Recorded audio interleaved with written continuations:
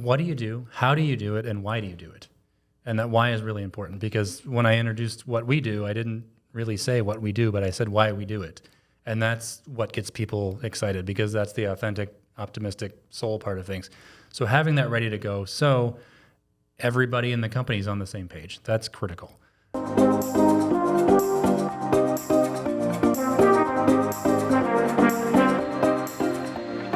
Welcome to the Small Nation Podcast, brought to you by CoverLink Insurance, where people are more important than policies. On this show, we unpack lessons from entrepreneurs, break down development strategies, and do deep dives on small town success.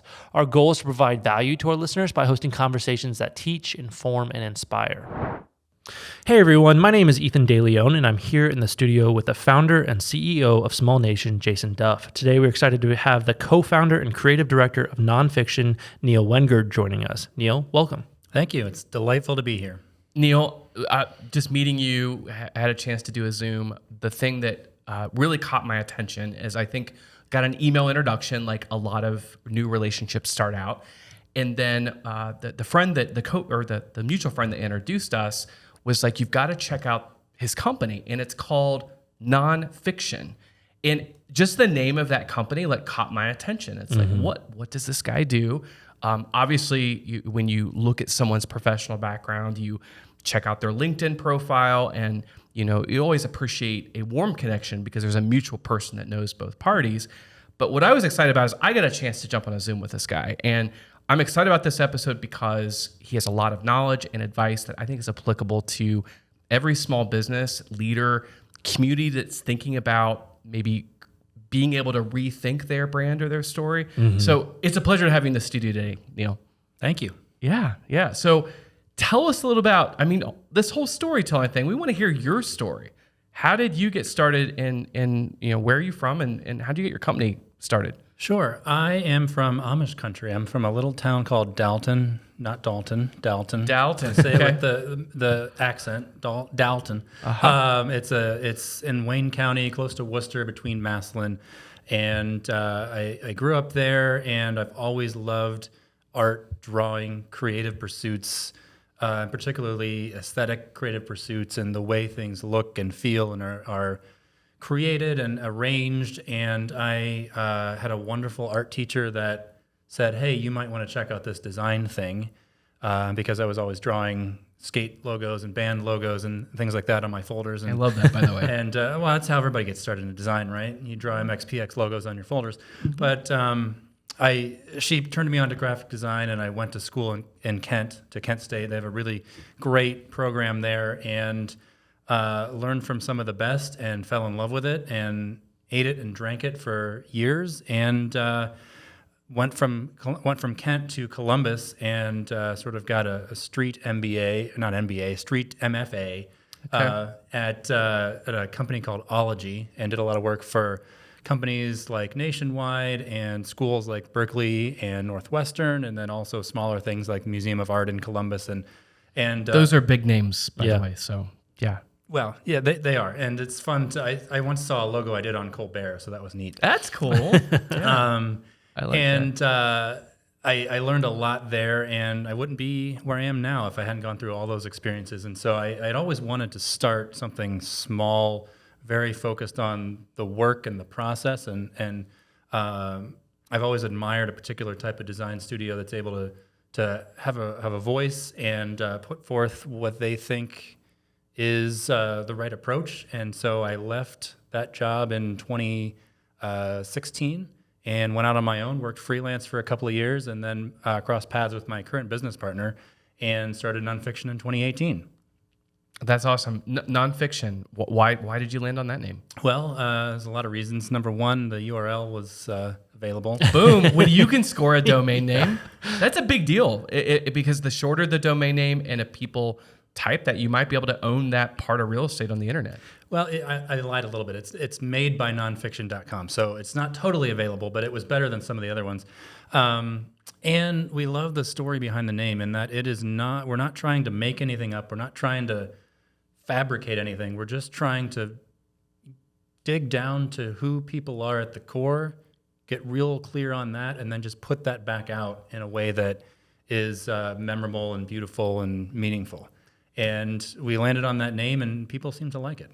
I took away by looking at your website by a few key words that stuck out to me. Is number one is kind of this brand promise and commitment to the company and to your clients about optimism. That was a word that I don't typically see, used in someone's mission or values or vision. And then the other thing was helping, really the word soul came up. And that's another thing that, having soul that's being real and authentic. And then the last thing is really being able to help clients storytell. That must be pretty intentional if you put it, really key throughout your brand language. It is, and it's because our company is very intentional. It's also very personal, and we started it because even more so now, the world is very noisy and complex and tends to be a bit disposable, and we don't like that. We want the world to be more thoughtful, more intentional, more meaningful, more beautiful, and if you can do that, you're going to have optimism, and it's going to create soul. It's going to create things that people want to connect with and actually have some meaning behind it. And it's not surface level at all. And so that is very intentional. And I think those are the words we chose to try to attract people that feel the same way. I love that. That's so cool. Things that go into developing a brand, if you're a small business owner that's listening, one of the first things that come up as you're naming your business is like, okay, I need a logo. And I think a lot of people confuse a logo and a brand. And maybe the quickest thing is they're like, I've got a friend that does some graphic design, or I downloaded this app that I can quickly, find some clip art and add my name on it. What are some of the pitfalls or advice that you would have for someone that really is starting out and wants to do it right? Well, first of all, I don't think what you said is necessarily wrong for a company that's brand new, because not everybody can afford it. Not everybody has the resources to do it. So if you go that route, the thing to do right out of the gate is just be consistent. Be consistent and go with that until it doesn't work anymore, because at some point you're going to outgrow it. And what you've got is not going to match who you are, and it's not going to match how you want to show up, because that's what a brand does, is creates alignment between who you are and your audience and how you show up. It creates a bridge between your vision and where you want to be. And so at that point, then it's time to get involved with somebody like us. And the process that we go through is pretty simple. It's about uncovering insights and ways to stand out and uncovering opportunities. That's where the optimism comes in. It's not about let's figure out what's broken. Let's figure out what we can do better. Let's figure out where we can go with this.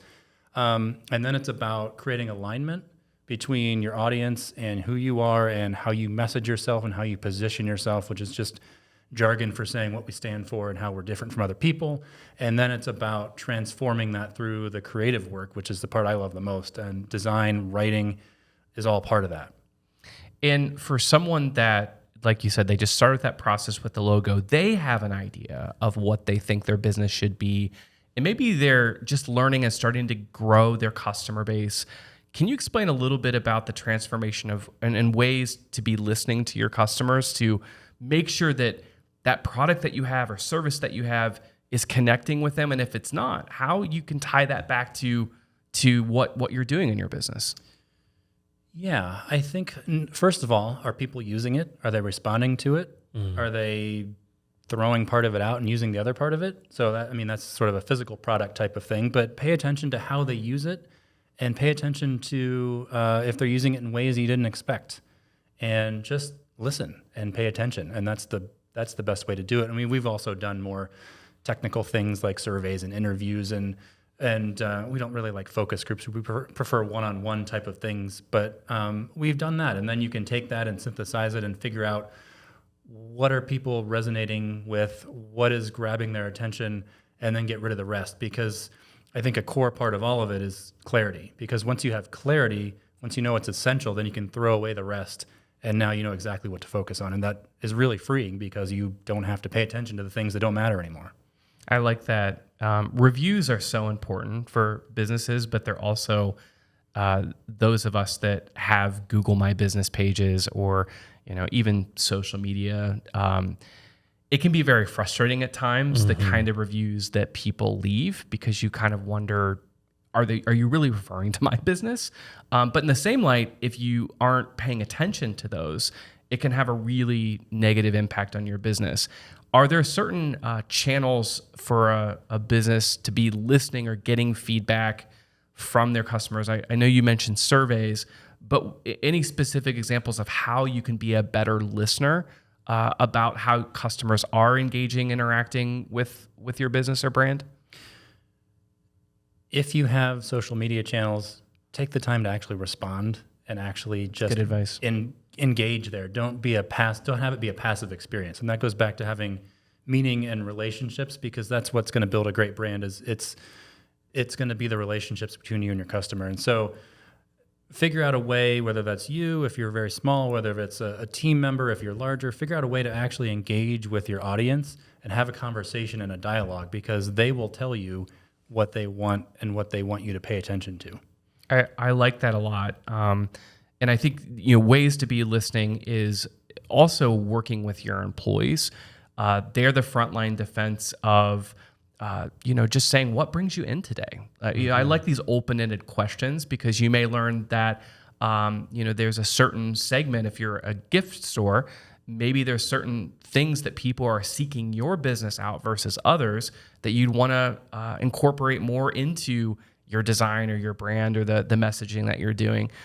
Restaurants are kind of the same way. Is I always like to ask people where they're from, and why that data can be helpful. Is maybe there's a certain part of your region or market that is underserved, that maybe you need to be targeting your marketing to that particular geographic region more to replicate more of those experiences for people coming from another area. Yeah. People remember how you made them feel. They remember your logo because they need to find where you are, or they need to find your website, but they remember how you made them feel and the experience of interacting with you. So materials matter. How you answer the phone matters. What you say when people come in matters. The way you sign your emails matter. And that is what people will remember, and that is what will keep them coming back in the long run.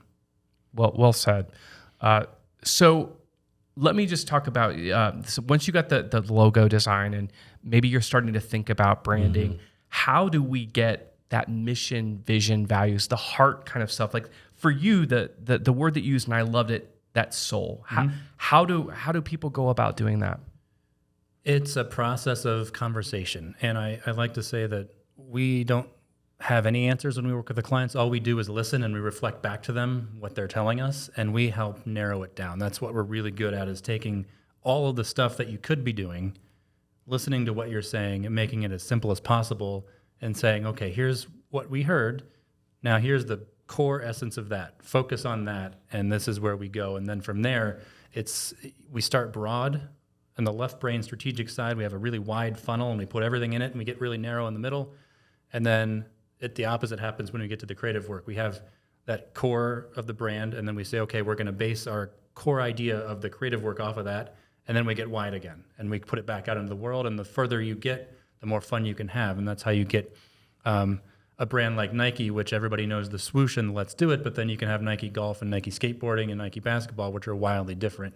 They have a core, they have the evergreen elements of it, but the further you get from that, the more fun you can have with it without losing the sense of what that brand is about. Do you have any favorite branding stories or transformations that, for someone listening here that you like to follow or share, maybe even personal brands that you've worked with that you've been able to shape and make an impact with? Yeah, well, let me reframe that question a little bit and make it something that might be a little useful and actionable as far as just when should we do this sort of thing. And so there's 4 different ways you could do it. You could do a complete rebrand, which you would change your name, you'd change your strategy, you'd change your design, you'd do the whole thing. And so a really good example of that is Dunkin'. We've all interacted with Dunkin'. Interacted with Dunkin'. Yeah. Remember, they used to be Dunkin' Donuts. Yeah. And they said, you know what? We're going to get into the coffee game and sandwiches and that sort of thing. So they rebranded themselves. They changed their name.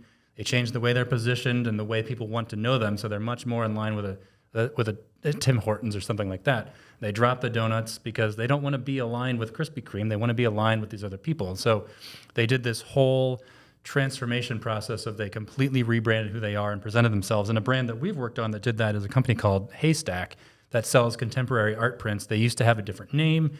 They weren't connecting with the audience they needed to connect with. They weren't quite as accessible and approachable, because what they do is make contemporary art accessible and understandable. So you don't have to go into a white gallery with someone in a black turtleneck and try to talk your way through the experience. You can get connected with great people, and they curate that experience for you, hence Haystack. And so we changed the name, we changed the way they present themselves, their e-commerce experience, the whole thing. So that's one way you could do it. Another way you could do it is to simply rebrand.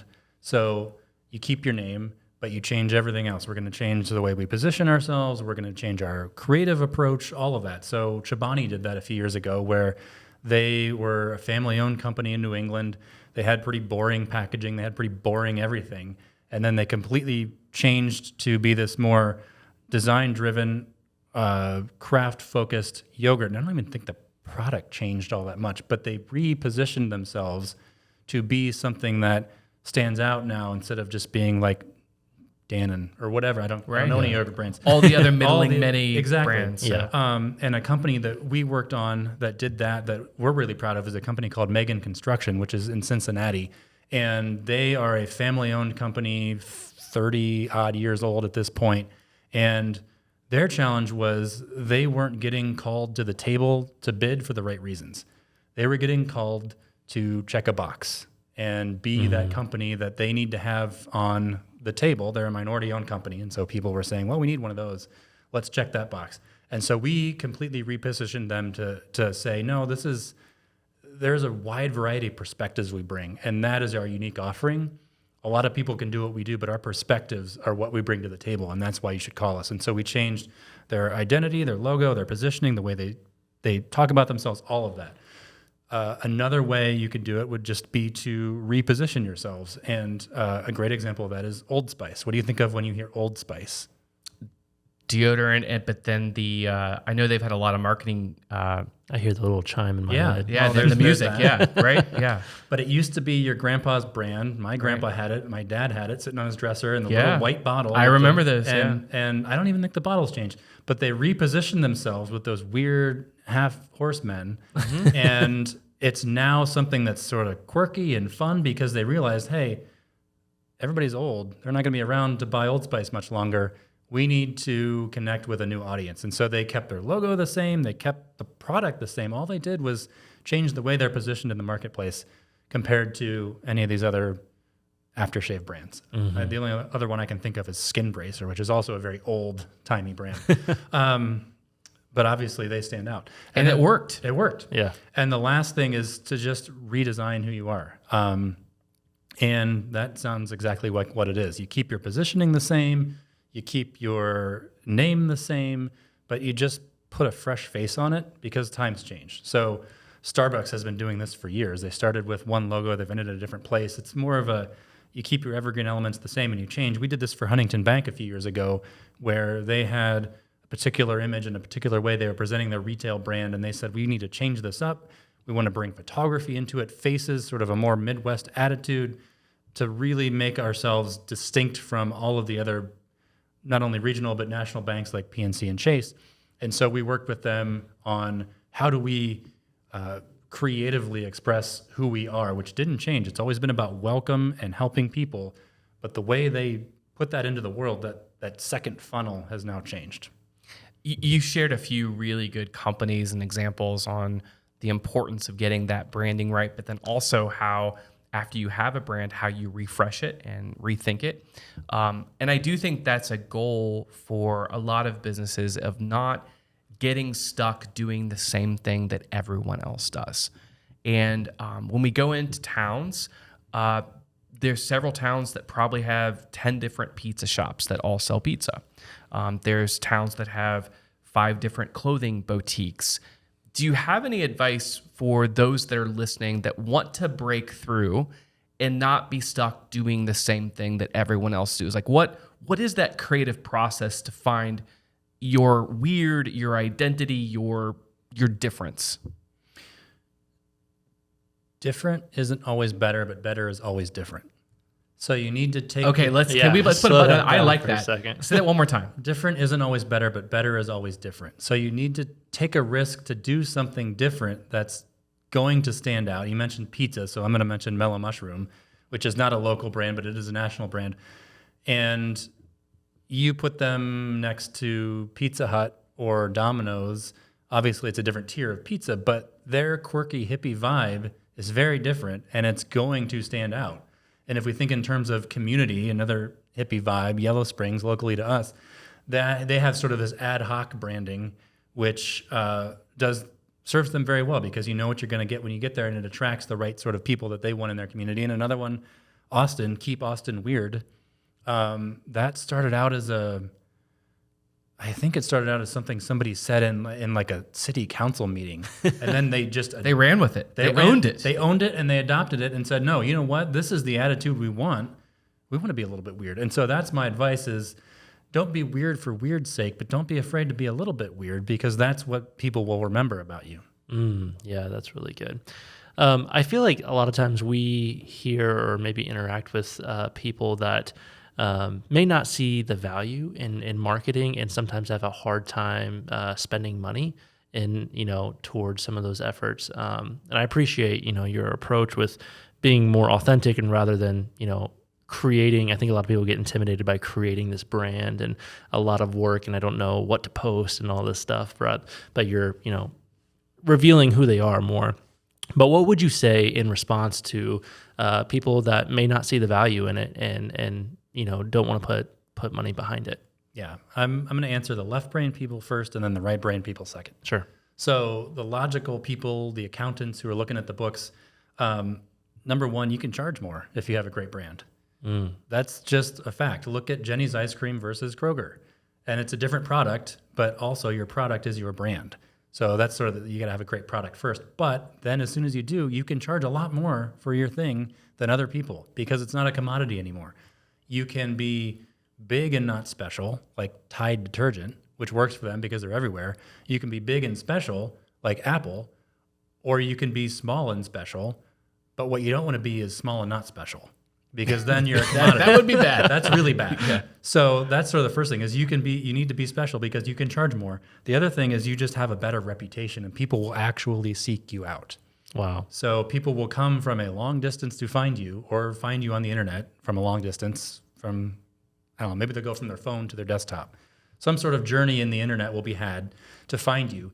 And you will just stand out because you will be known for what you do best. And that's part of being authentic and having soul is you'll just be who you are and attract those sorts of people. And the last one is you'll just be able to weather whatever economics are going on better. A good example of that's Patagonia. When we had the big recession in 2008, they grew by 25%. Blew up. They blew up because they were true to themselves and they were putting out things like, hey, don't buy our jackets because we don't believe in new stuff. You should just reuse what you got. So go with that. But they were also doing a lot of other things within the company, which is a whole other conversation. But if you have a great brand, it's just going to be a more resilient type of company. Wow. A lot of people try to go, when you talked about marketing and advertising, they want to try to hit everyone. Yeah. Meaning that let's just advertise everywhere, anywhere, and just hope that the phone will ring and someone will walk in the door. Can you speak a little bit about when you know your brand and your voice and you spend that time with you and your team members, who your customer is and how we're targeting those customers?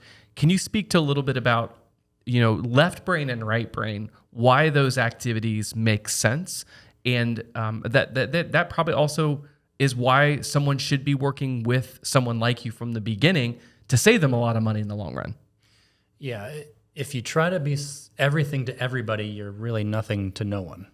Man, these are good. I'm liking these lines, okay? You got them down. Because you're just not special at that point because you just become flat. I mean, think about, I'm not going to mention names. I don't want to pick on anybody, but think about pop music. Just becomes a commodity and it's not interesting anymore. Sounds all the same, same lyrics. Same. Yeah. We were listening to something the other day in the car. And my wife's like, I don't want to listen to this anymore. Every song is the same because they found a formula and it works. And what you don't want to do is get to that point because then you're just white noise. Mm-hmm.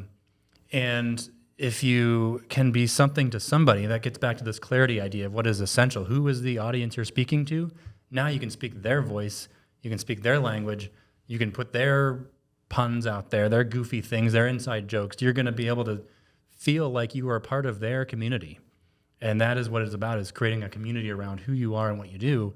And that's going to keep people connected to you in a much more meaningful, long-term way versus any sort of short-term fad that you blow up and then you immediately go away.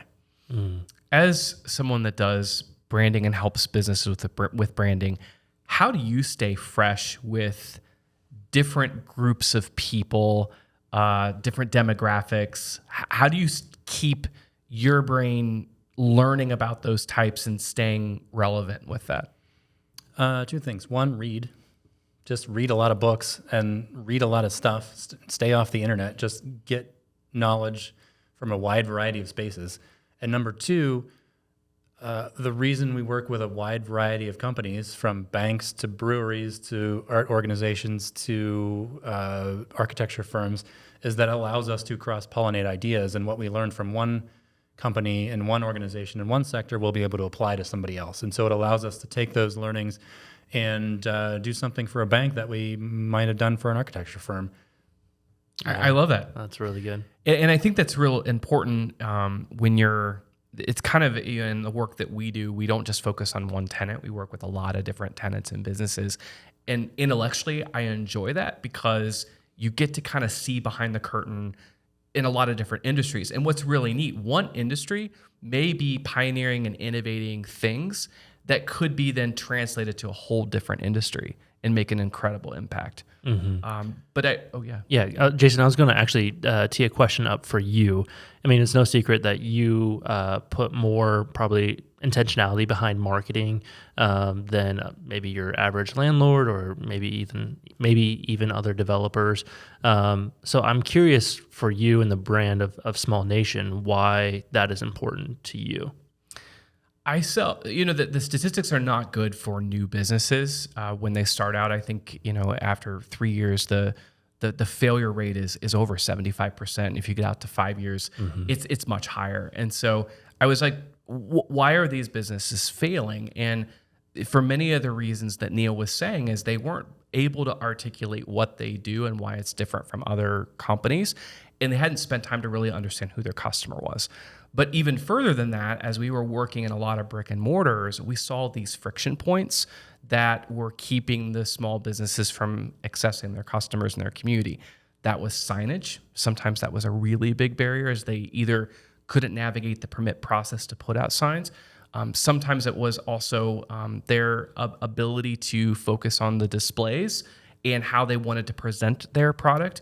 Or it could be more the environment or the aesthetics of where the patterns of where their customers were walking through those stores. And so by working with professionals, people like Neil, to articulate upfront that visual look of the logo, the right colors, getting the right photography, the right video, then you kind of involve other professionals like architects and engineers that once we have that, they then use their skills to find the right light fixtures.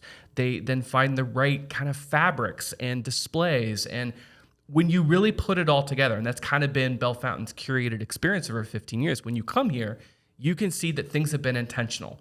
We put the pizza place directly next to the ice cream shop because we know those two products complement each other really well. And when those two businesses can do cross-marketing together, meaning that after you finish dinner, the server is very intentional to say, we don't have dessert on our menu because we sell some of the best pizzas in the country, but you need to go right next door and check out Witt's Frozen Custard. Do you know they have a daily flavor and a weekly flavor? Do you know what that is? I think it takes those pieces. Yeah. And I think more small towns, that's why we invite people here to come and rip and duplicate. And we bring guests on like Neil because we want people to contact his company because we know that this stuff works. Yeah. Yeah, no, that's really good. And then I think one of the biggest things I hear just on, being a part of this team is one of the first recommendations we always make when doing consulting or things like that with other communities is as a community finding a brand or an image. Like I think it's easier with entrepreneurs. Like they have a business and most people will know that they need a logo and a unique name and a domain that people can spell and things like that. But for a community, I feel like a lot of people don't think about that maybe whether it's public partners or private investors, things like that. Why is that so important for a community as a whole to get behind a brand image and things like that? And honestly, I'll tee this up to Jason first, and then I want to hear maybe Neil, your perspective on this. I think it is a new frontier to get a lot of our cities, mayors, folks in the public side to think about advertising with marketing and branding. But now today, if you're wanting to recruit new developers or you're wanting new residents to fall in love with your town or community, it's just what Neil said earlier. You want to be authentic with who you are. And it's also, and he said it too, and this is a line that we've said before, it's how you make people feel. So 20 years ago, we set out to create this vision for Bell Fountain to become Ohio's most lovable downtown. Well, what does that mean? Well, that word love is a powerful emotional word. And so it's the way you treat people. That's your currency. And it's the way that people interact with the town. So today, you walk through the town, you're going to see the pineapple, which the pineapple is that symbol of welcome. But we've also turned it on its head sometimes to have fun and be playful, because there's an urban legend about the pineapple that's on the top of our fountain that everyone in the town has told, and they've told incorrectly, but it's what we own that story, and people have fun with it. So the thing about it is, you go to today, you see that brand language repeat itself on the website, on the big Adirondack chair that people take selfies in front of, in front of the murals, and then the stores. They have to live out that brand language. But I got to give credit to Lake Marion, Ohio, Main Street Reimagined. They're going through, Luke Henry and Alex and the team of Main Street Marion are living that brand to reimagine and think bigger about how Marion, Ohio can become. And I think we gave a shout out earlier to Westerville, Ohio, right next door. Yeah. A community that in the fastest growing region, in the Columbus region in Columbus, Ohio, they want to capture the Intel energy and vibe and all the growth in Columbus, because they are 15 minutes away from where all that activity is at. And that stuff takes those professionals. But once you create the roadmap and the plan and you do the listening, you really do have to live those values. Yeah, no, that's a really good perspective. Thanks for sharing that. Neil, I'm kind of curious your thoughts on community, doing a deep dive into branding. It gives people something to rally around. When you have a community, you need to have a common sense of something that you're a community about and for. And once you know what your community stands for, it gives something to rally around and something to share and something to support and stand behind as a community versus individuals. Yeah. All right, at this time, we're going to take a quick break to hear a word from our sponsors. Tired of gyms not being open when you want to work out? Then check out the region's best 24-hour fitness center, Anytime Fitness in downtown Bell Fountain. They have all the equipment you need and the best trainers and coaches to help you get in the best shape of your life. It's truly your one-stop shop for fitness. Anytime Fitness is open 24 hours a day, 365 days a year. Brew Fountain's voted best beer bar in Ohio. Come visit their award-winning team in downtown Bell Fountain for fresh, local craft beer, soups, salads, sandwiches, wine on tap, and handcrafted cocktails. And they're always available to cater your next event with their boxed lunches and platters. Cheers to Small Nation. One thing that I've seen brands really shine at or really struggle is, what do you do when there's a crisis? That something happens that either is not becoming of your company, or there's a big misstep or a mistake, or something out of your control happens. What advice do you have for someone that may be going through that? Yeah, the first disclaimer is I'm not a PR expert, but number one, just own it. Say what happened and say why it happened if you can say why it happened, and then say what you're going to do to fix it. I don't think any sort of beating around the bush is going to help anything. Just be honest about it and say what you're going to do to fix it. Yeah, transparency. It seems obvious, but yeah, just transparency. Yeah. And thanks for clarifying. Not a PR expert, but can you explain for someone else that may be listening? It's like, once the work that you do, how do you work with a PR expert? We bring in the right experts for the right job. So we do a particular set of things that are in the brand strategy and brand creative realm. And then we have people who are great at advertising, and they do things like billboards, social media ads, radio ads.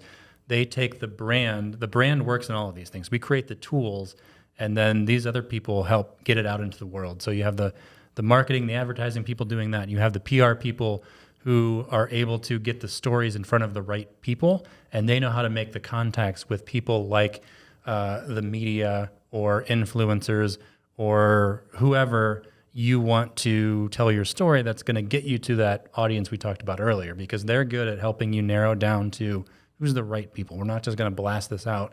We're not going to get a bullhorn and go up to the top of a building and yell down. We're going to go out and actually put it in front of the people who are going to pay attention. So that's what the role of PR is. But you got to have that brand first, because a brand without any sort of marketing or PR, no one's going to hear it. But any sort of marketing or PR without a brand, you don't have anything to say. Can I get tactical with you for a moment to, something that every small business should have? When you use the word brand, what are those deliverables or those pieces that you should have in a share folder, accessible, to help you and all the people around you make your business successful? You need to have, how do you say what you do? Who are you? How do you in a quick, simple way? Yeah. 3 to 5 sentences. What do you do? How do you do it? And why do you do it? And that why is really important, because when I introduced what we do, I didn't really say what we do, but I said why we do it. And that's what gets people excited, because that's the authentic, optimistic soul part of things. So having that ready to go, so everybody in the company is on the same page. That's critical. And then how do you make sure people remember who you are? So a brand is a few parts. You have meaning, which is that positioning and that soul part. You have identity, which is how people remember who you are. That's the more tactical logos, colors, fonts, that sort of stuff. And then you have the emotion, which is your tone of voice and how do you say it. So those 3 things, your brand positioning, how do you do what you do, why do you do it, and how do you do it? Your emotion, what's your tone of voice? Are you going to be really fun and playful, or are you going to be very serious and buttoned up? And then your identity, just how do people know it's us? And I'm going to jump in here, being a videographer, creative, that works with brands, hearing if a company has those assets, who they are and what they do and why they do it, and then also the tactical, the logos and the way it should be displayed and the colors and the fonts that they use. I ask for that stuff when we're creating content for somebody, because, I want what I make to match their brand and make it seem more like it's coming from them. So it's very helpful down the line a couple notches when you are intentional about putting those things together. You have it ready to go. If you ever admire something like how clean a video looks, just because I'm using that example, it's because they are intentional about compiling those things and using the same fonts on all their marketing material and things like that. So I just thought that's been very helpful for me in my interactions. So like to entrepreneurs that are listening out there, that goes a long way by just keeping 100%. that stuff and staying organized with those elements. Well, and just this week, we announced our partnership, Small Nations partnership with Winans Coffee and Chocolate. With that brand, we partnered up on a project in Piqua, Ohio, that we're taking about a 10,000 square foot building and rebranding it as Piqua Station. And in that building right now, there is 3 new tenant businesses, Smoothie Life, Sushi Hikari. There's also MB Aesthetics, and then Build Coworking Space is opening up its 4th location there. Here's what we found as we were working with those tenants is they lacked professional photography. Their logo files, while they had some file formats, they didn't have editable, original raw files that we could break apart and use on billboards or use on signage. And then some of the other challenges that we ran into is as we're writing a press release, these business owners are so busy, it's getting them to take the time to answer a questionnaire. So, we found with AI and some of the tools that we can jump on and interview them and get a good recap. But what was so helpful is that, because we at Small Nation know those things are important for businesses to be successful long term, we teamed those businesses up with graphic designers. We teamed them up with people that could help get the basic elements, maybe not a full brand, but at least starting them on the process to have some foundational assets. And I'll share probably the thing that was most helpful. Chef Say, who is doing awesome stuff down in Springfield in Cohatch Marketplace, and he's got his food truck. His menu, he didn't have professional photography. His sushi, and you had it too, Ethan. Yeah. Some of the best I've ever had, the largest rolls that I've ever had. But I want to thank and give you a shout out. We did a whole lifestyle photo shoot with him. He's a brand in itself. Yeah, His absolutely. personality, and then when you get his product, But now that he's got those assets, when he goes to create his menu boards in the restaurant or his to-go menu, it's not clip art. Yeah. Or it's not. And again, we've all been there. I've been there. I borrowed stuff from the internet. But that, when you take your business to the next level, that's not going to represent the authentic soul that Neil and all of us that have been through the ropes on this, that's not representing you. And that's what I meant, where you got to start somewhere. There's no harm in just getting something out there because, like you said, he is a brand unto himself, and that's where most small businesses start, is a brand built on a person. But at a certain point, that person can't multiply into 7 people, and you need to have a brand that's going to be consistent across all of them. And also, like you said, you're going to evolve past the point where your homemade things are serving you well because they just don't reflect who you are anymore. It's not that they're wrong or bad. They serve the purpose. And you got there honestly, but now it's time to get to the next level. Mm-hmm. We spent a lot of time the last few months talking about AI on the podcast, and the thing about ideation, and for someone that maybe is listening, it's like, listen, all the stuff you guys are talking about, like, I am really good at accounting, but like, I have no idea how to produce a brochure or how to get my brand or how to figure that out. Any just general tips of how to ideate or at least start the process? Is AI a good place to ask some of those questions? Like, what's your opinion about someone that may be listening that says, I'm just not the creative? Well, first of all, everybody's creative in your own way. You can be very creative and still do spreadsheets. I make spreadsheets and I do them in a creative way. So you can be creative gardening, you can be creative cooking. You've got something you're creative about, first of all. Mm-hmm. So second of all, just to answer your question about AI is great at coming up with lots of stuff, but it doesn't know how to separate the good from the bad. And so I will use it occasionally, mostly as a brainstorming partner, just to say, let's, but before you do that even, you need to have some ideas. So I'll go to it with a handful of ideas and say, here's some stuff. What else do you got? And then I'll take that and then go back to work on it. And it's like what AI is good at is bringing you what's already out there. It's not good at necessarily coming up with anything that's new and groundbreaking. So you can teach it how to speak in a brand voice and can be useful at that point. But if you're trying to come up with something new, it's not great at doing that. And you need to then take it and create something with it. And what it's good at is getting rid of the grunt work and the boring work to free you up to do the more interesting and meaningful stuff. Yeah, that's a great answer. And I love hearing it from a creative too, because I think everyone's like, graphic designers are going to be put you out out of of business. work. Yeah. But I think it's going to take all the boring stuff I don't want to do. Yeah, exactly. If we can train AI to make a quick set of brand guides, so I don't need to do that. I can focus on the ideas and working with people to bring their ideas to life. That's great. And I even have writer friends that they're not worried about it because they would tell you the same thing I just told you. It will come up with some somewhat bad, somewhat good ideas that you then still have to take and sort through. Remix. It's your job. Yeah, you've got to sort through the good and the bad, and it takes a human to know what's good and bad, at least now. I don't know. Who knows? I'm not an AI expert, but at least now it's not great at separating out good from bad. Yeah. Great advice. Looking forward with your business, speaking to you as an entrepreneur now, what are you most excited for with your business? I'm excited to be our authentic selves, to not try to do it any other way, but just to do it our unique way, which is not trying to pay too much attention to what other people are doing, to not try to take advice that doesn't feel true to us, and just follow our own path and sort of take our own advice a little bit. That's very exciting to me. Yeah, I love that. Getting better with your own brand over time. Yeah. Super cool. And then I guess just a personal question here for you from one creative to the next. You were talking about you were freelance at first, and then you decided to open your own business, and you partnered with someone along the way. Can you just unpack your decision making with that decision for us? The decision behind that was largely I didn't like working alone, and I still don't necessarily like working alone. I like having someone to bounce ideas off of. Yeah. I love doing when I sit down to do the work and do my craft. I'm going to do that alone. I don't want anybody around. I want to be by myself to do that. But when I'm coming up with ideas, they're always going to be better if you have somebody to brainstorm with. And so that was the goal behind that, is to let's get more heads in the room.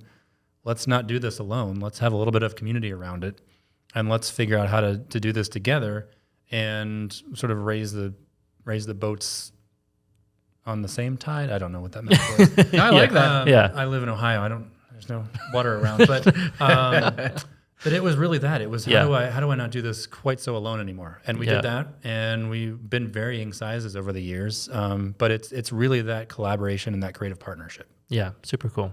Thanks for sharing. I'm going to move us into a show segment here, a rapid fire Q&A. Let's do this. So this is everyone's favorite segment, so I hear. First question is Coke or Pepsi? Diet or not diet? Because it's got difference. I like that. That's a good clarifying question. It makes a difference whether you're choosing Coke or Pepsi, whether it's Diet Coke, but regular Pepsi. Yeah, wow. I could agree with that. Diet Coke, but regular Pepsi. Yeah. Okay. They're very distinctive. I think I actually second that. Yeah. I appreciate that perspective. Details matter. Yeah. They do.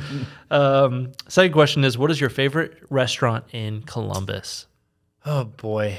Well, I've got 2 kids that are still pretty young, so we don't get out as much as we would otherwise. But I'm gonna go with the one place we can go because the kids like it. There's a Greek restaurant in Westerville called Koble. Haven't been there, heard which of it is though. really good. They've got one in Powell now too, but great gyros, great pasta, good everything. Yeah, it's a big favorite. ones. Yeah, it was really good.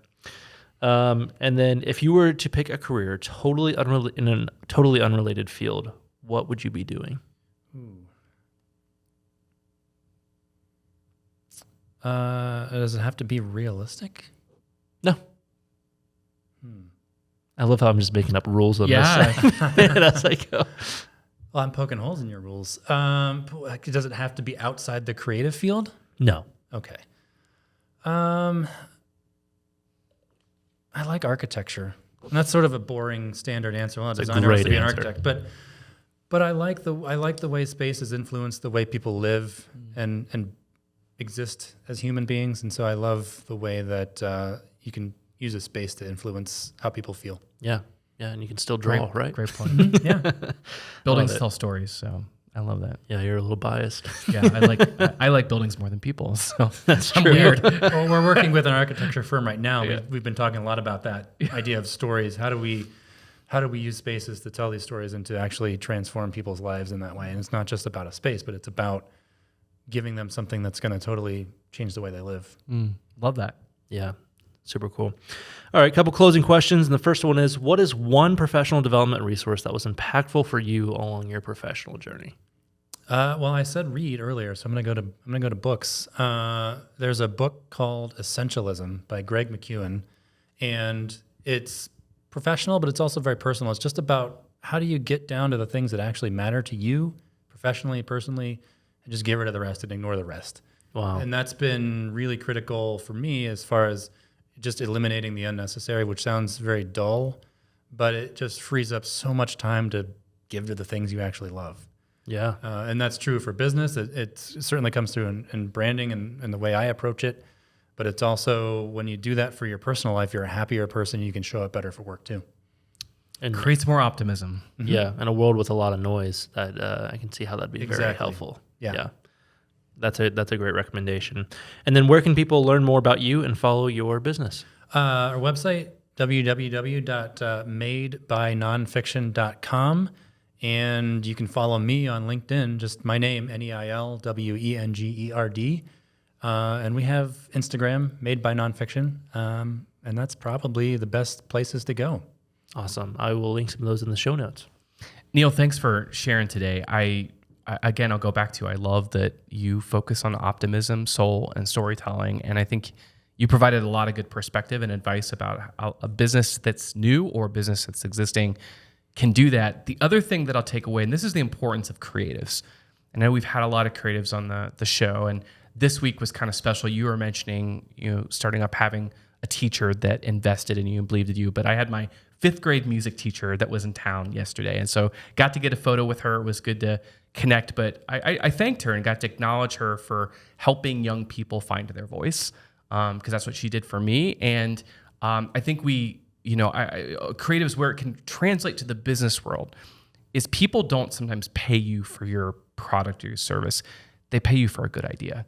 And I think companies like Neil and the work of a branding agency to really help you find all of these things is worth its weight in gold. And because those good ideas are what's going to propel you, your business, your brand to the next level. And so I just really appreciate you sharing that advice today. Yeah, the idea is the hard work.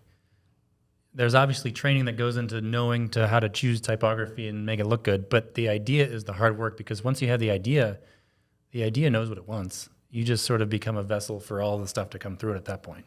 Yeah. Yeah, I love that. All right. Thanks, Neil. My pleasure. Thanks for tuning in on this episode of the Small Nation podcast. We hope that conversation proved valuable to you. And if you enjoyed it, be sure to share the episode and follow the show on Spotify, Apple Podcasts, or your favorite podcasting platform. You can also subscribe to the Small Nation YouTube channel if you prefer to watch your episodes. Follow Small Nation on social media, and we'll see you in the next episode.